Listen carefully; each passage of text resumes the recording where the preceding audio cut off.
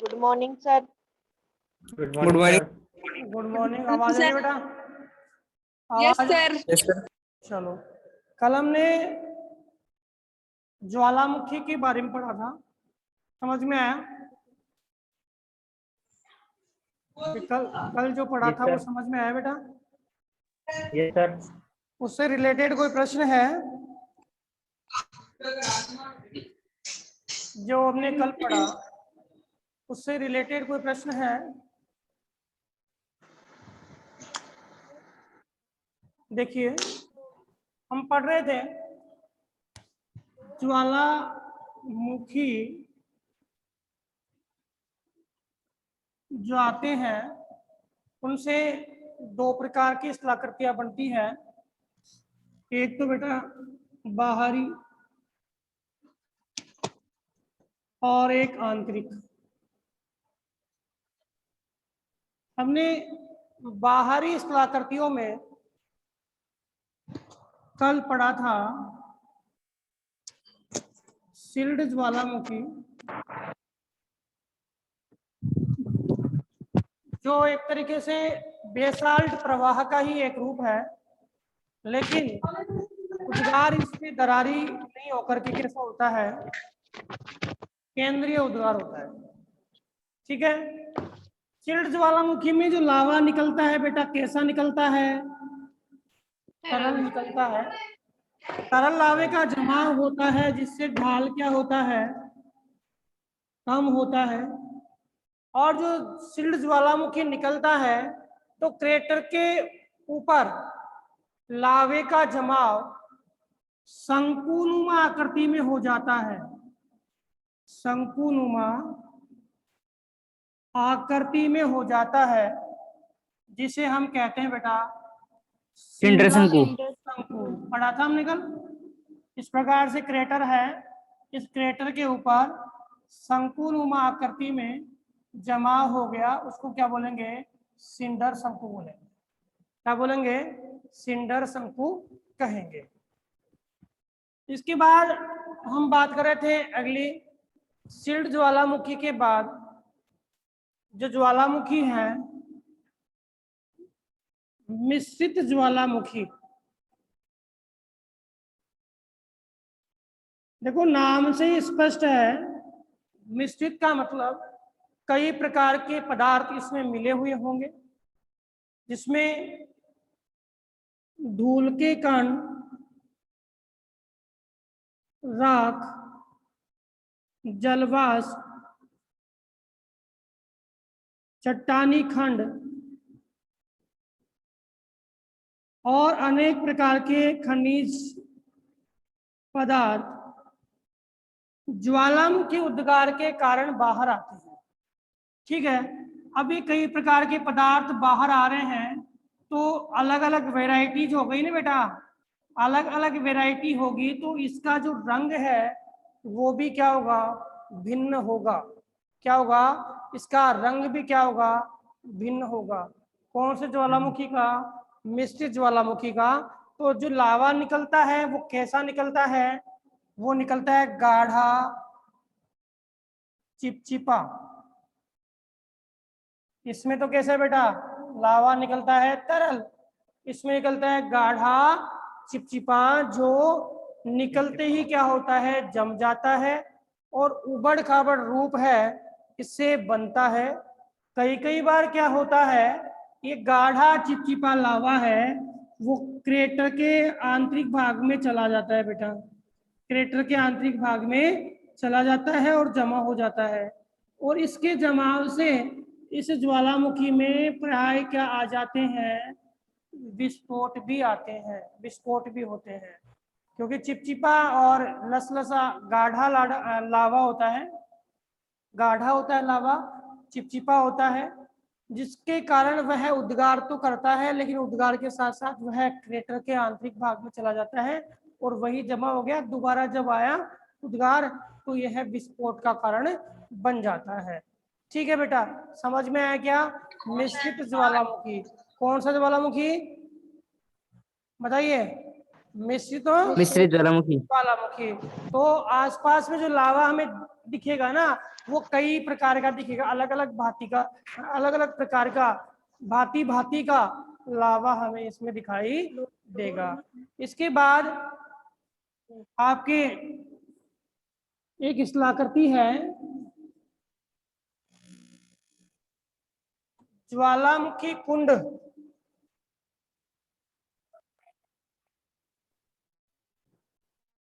या काल्डेरा,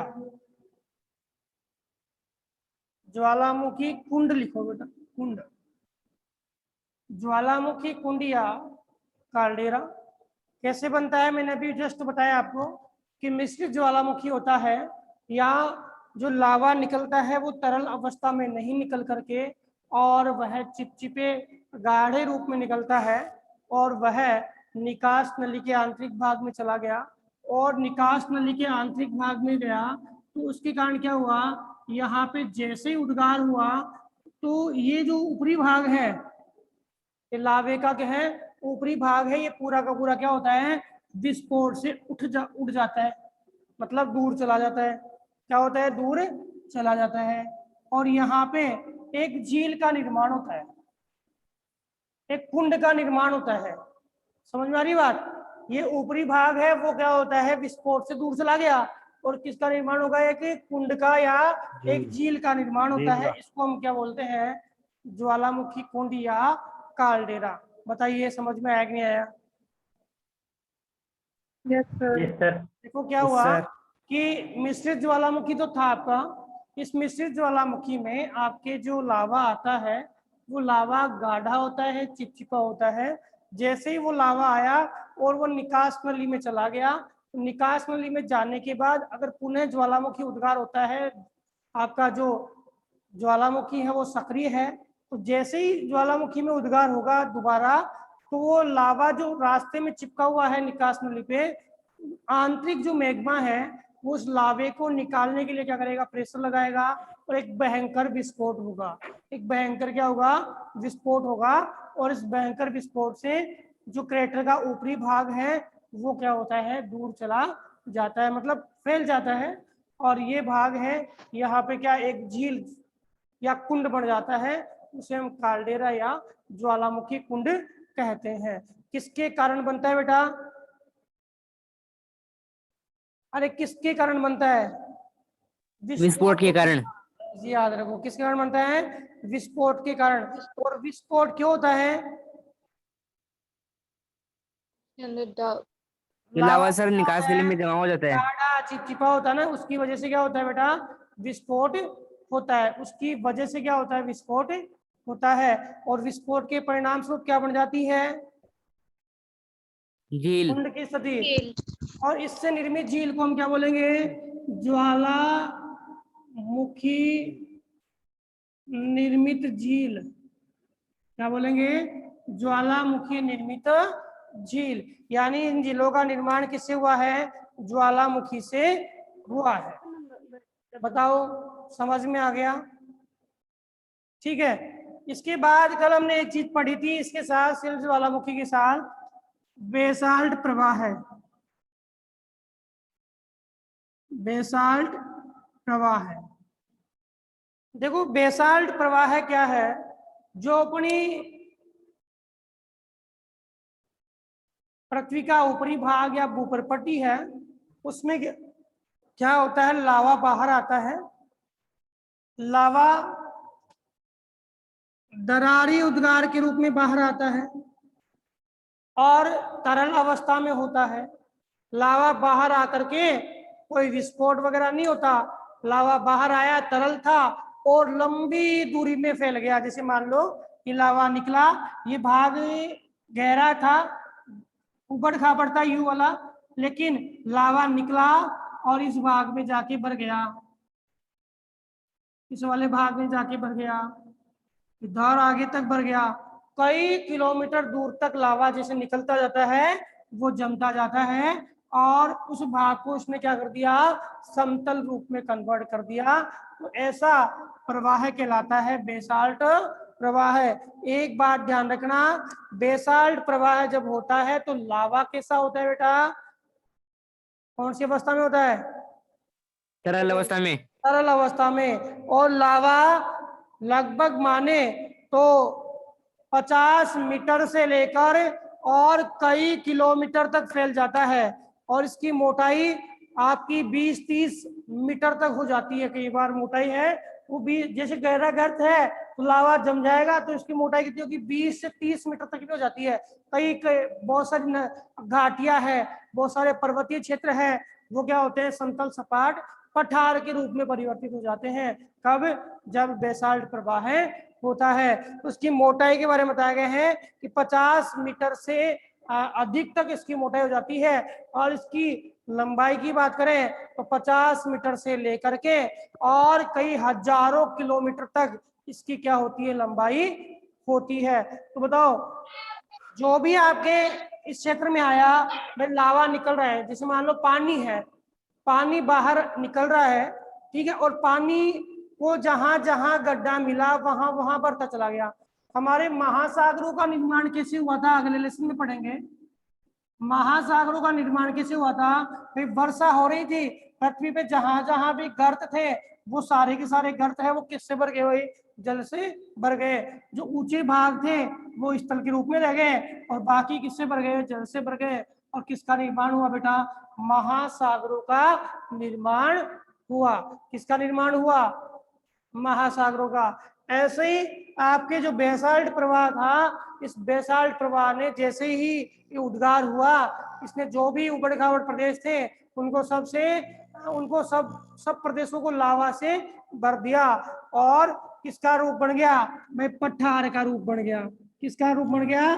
पठार का। और हमने पढ़ा था इसके बारे में कल भी कि दक्कन का पठार, भारत का जो दक्कन का पठार है वो इसका सर्वश्रेष्ठ उदाहरण है। दक्कन का पठार इसका सर्वश्रेष्ठ उदाहरण है। किसका बेटा? बेसाल्ट प्रवाह। बेसाल्ट प्रवाह का। किसका बेटा?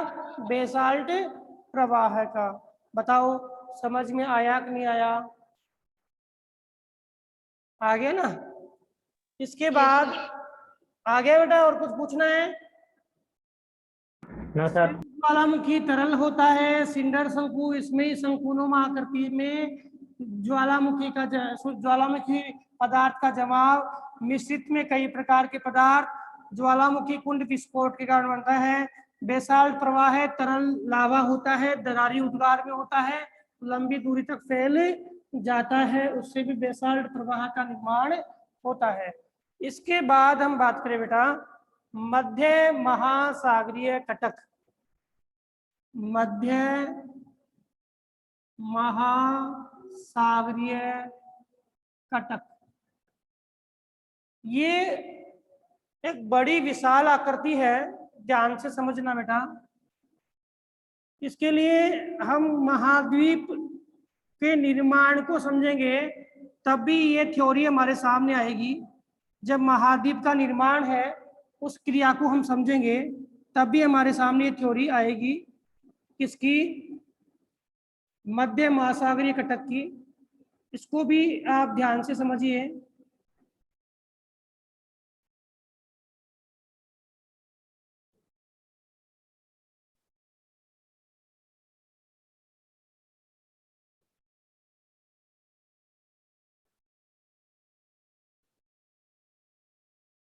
ध्यान से दीजिए। उत्तरी अमेरिका, दक्षिणी अमेरिका, यूरोप, अफ्रीका,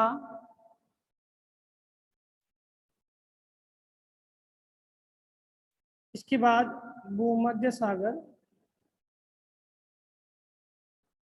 भूमध्य सागर। देखो लेसन कंप्लीट हो जाएगा आज। इसके बाद मैं आपको मंडे को मैप बताऊंगा, ये वाला ना, तो मैप लेके बैठना, क्योंकि एक बार पहले ही बात हुई थी लेकिन लेसन पूरा नहीं होता, नेटवर्क समस्या आ गई थी। तो ये जो बीच वाला सागर है ये बेटा है अटलांटिक महासागर। एस आकार बन रहा है ना, एस आकार, अटलांटिक महासागर एस आकार में। पहले ये महासागर था वो एक पेंजिया भाग, ये जो महाद्वीप थे पेंजिया के अंश थे, इनमें परस्पर अपसरण हुआ। क्या हुआ? अपसरण। अपसरण से दूर दूर गए। क्या हुआ? ये अपसरण से दूर दूर गए। जैसे दूर जा रहे थे तो बताओ इनके बीच में पहले जुड़ाव था, ये दूर जा रहे हैं तो ऊपरी परतों का दबाव हटा, तो दबाव हटा तो ये वाला प्रदेश है वो ज्वालामुखी उद्गार का बड़ा क्षेत्र बन गया। ये पूरे भाग में कौन से उद्गार आ रहे हैं? दरारी उद्गार आ रहे हैं। भाई पहले तो जुड़ा हुआ था, अब ये चला गया दूर, अब दूर गया तो नीचे दबाव हट गया और दूर गया तो यहाँ पे ज्वालामुखी उद्गार होता रहा। अब ज्वालामुखी उद्गार हुआ तो लावा है आया, लावा जमा, ठीक है। फिर लावे ने क्या किया? फोर्स लगाया, ये भाग और दूर गया, फिर लावा आया, फिर जमा, तो लावा इस पूरी तली में जमा हुआ है। तो ये जो भाग है इसको जो दो भागों में बांटता है, किसको? इस वाले भाग को, इस वाले भाग को। तो ये क्षेत्र है क्या कहलाता है? मध्य महासागरीय कटक। क्या कहलाता है? मध्य महासागरीय कटक। और इसका जो हमें अनुमान कैसे लगा, जानकारी हमें कैसे हुई? हमने जब इस अटलांटिक महासागर की तली का अध्ययन किया और हमने इन महाद्वीपों का अध्ययन किया, तो यहाँ की चट्टानें थी वो एक ही युग की थी। हम पढ़ेंगे महाद्वीपीय विस्थापन में, यहाँ की चट्टानें एक ही युग की थी और ये चट्टानें थी वो नवीनतम थी। नवीनतम इसलिए क्योंकि इनका निर्माण ज्वालामुखी उद्गार के कारण हुआ है। तो दोनों के बीच में जो एस आकार पट्टी है उसको हम क्या कहते हैं? मध्य महासागरीय कटक। क्या कहते हैं बेटा? मध्य महासागरीय कटक। ये ज्वालामुखी उद्गारित श्रृंखला है जो उत्तर से लेके और दक्षिण तक है। इसका निर्माण हुआ परस्पर इन महाद्वीपों में विस्थापन के कारण। किसके कारण हुआ? इन महाद्वीपों में विस्थापन के कारण। बताइए समझ में आ गया क्या भाई? मध्य महासागरीय परपट्टी है वो कौन से महासागर में है? अटलांटिक महासागर में है। निर्माण किससे हुआ? तो निर्माण महाद्वीपों के बीच में अपसरण से हुआ। महाद्वीपों के बीच में अपसरण से हुआ। कितनी लंबी है? तो लगभग 17,000 किलोमीटर से भी लंबी है पूरी पट्टी। तो ये विस्तारित क्षेत्र है किसका? आपके ज्वालामुखी उद्गार का एक बड़ा क्षेत्र है। बताइए समझ में आई कि नहीं आई बात?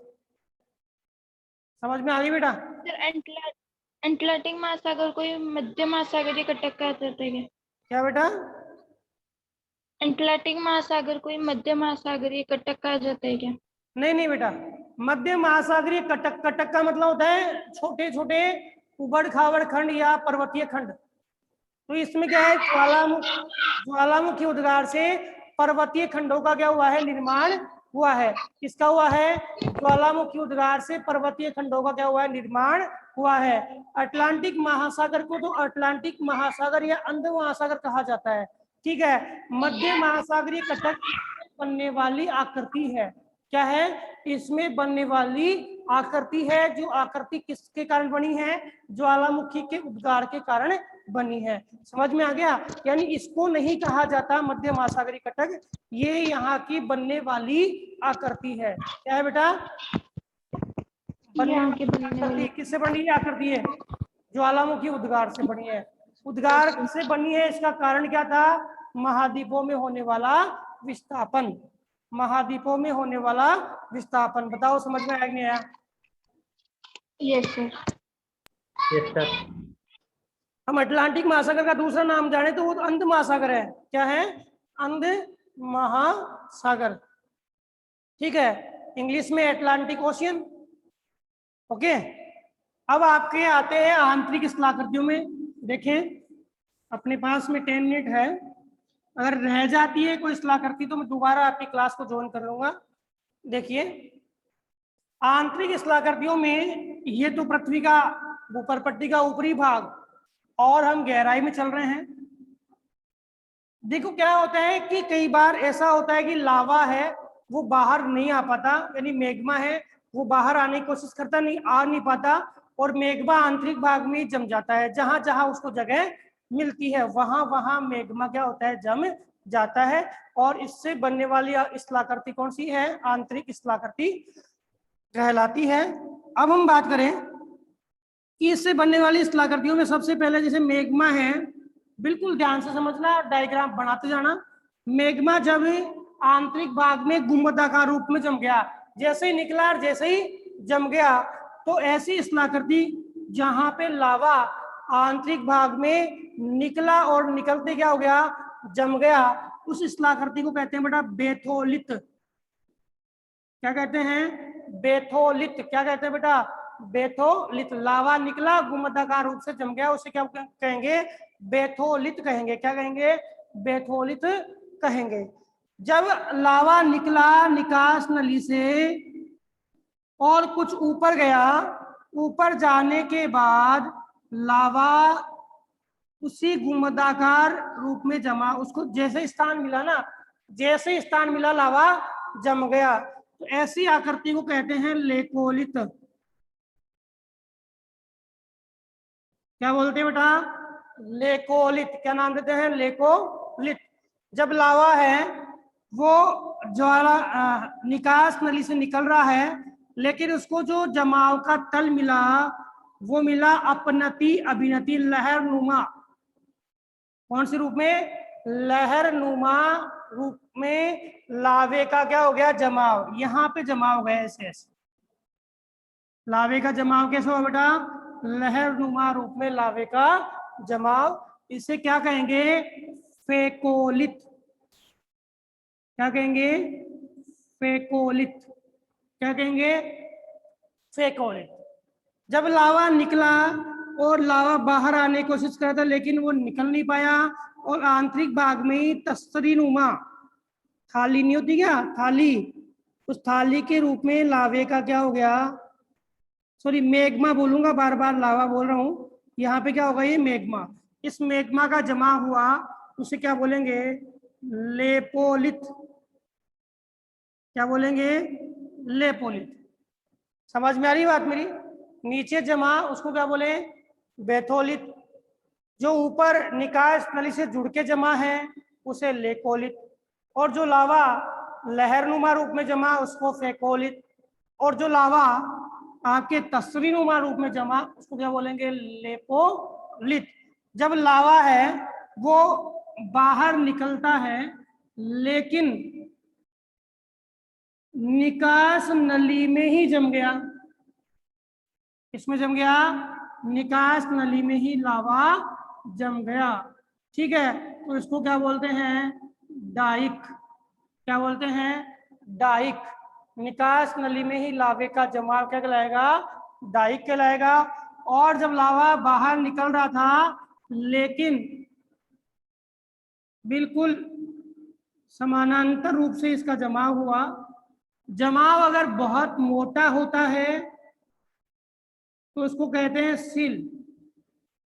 क्या बोलते हैं? सिल। और जमाव छोटा होता है तो उसको बोलते हैं सिट। क्या कहते हैं? सिट। तो बताइए समझ में आया या नहीं आया? देखिए, ज्वालामुखी का उद्गार हो रहा है, उद्गारित लावा नीचे जम गया, क्या बना? क्या बना बेटा? बेथोलित। और जब लावा बाहर आ रहा था निकास नली से, लेकिन बाहर नहीं आ पाया और आंतरिक उसको मिल गई, तो क्या बोलेंगे? लेकोलित। और जब अपनति अभिनति यानी लहर नुमा रूप में वो जमाव हो गया, उसे क्या बोलेंगे? फेकोलित। फेकोलित। और जब तस्तरी नुमा रूप में जमा हो गया उसे क्या बोलेंगे? लेपोलित। जब लावा बाहर आ रहा था निकास नली से, तो निकास नली में ही ठंडा होके जम गया, उसे क्या बोलेंगे? डाइक। डाइक।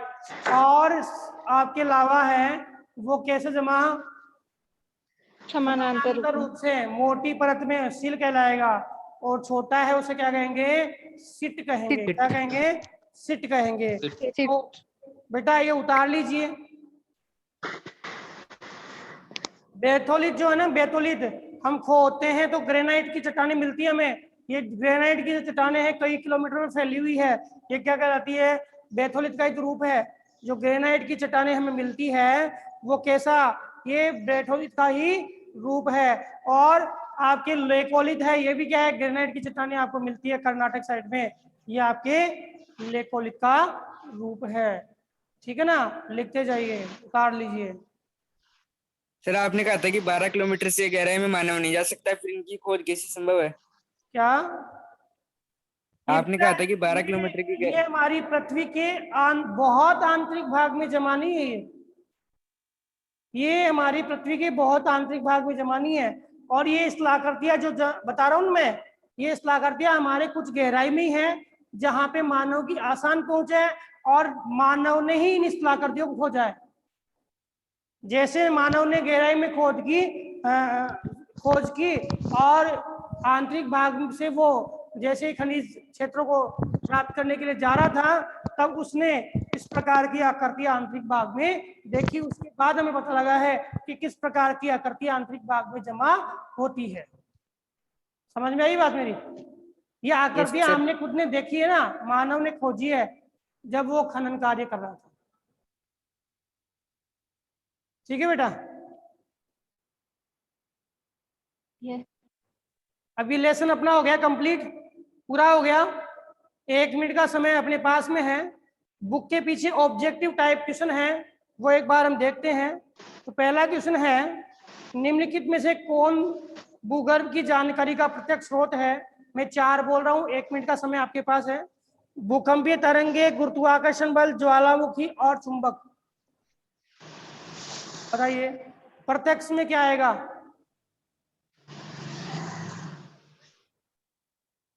भूकंपीय तरंगे हैं,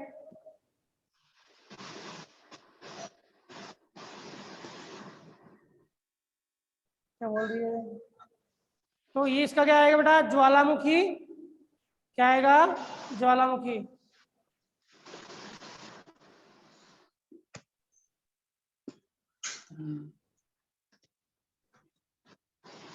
देखिए